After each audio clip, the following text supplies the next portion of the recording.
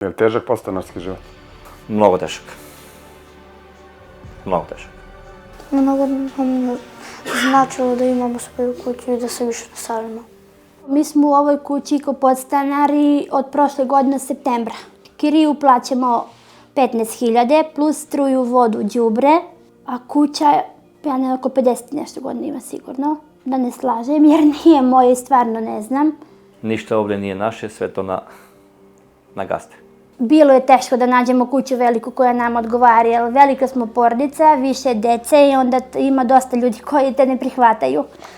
Pa teško je to što sve mora da bude, da se nešto ne uprađa zid, da se ne ogrebe, a deca mala nemaju drugu rabotu pa uprađu zid, ogrebu nešto. Teško je kad dođe kraj mesec da plati stan, da plati sve ostalo, a mesec prođe začas.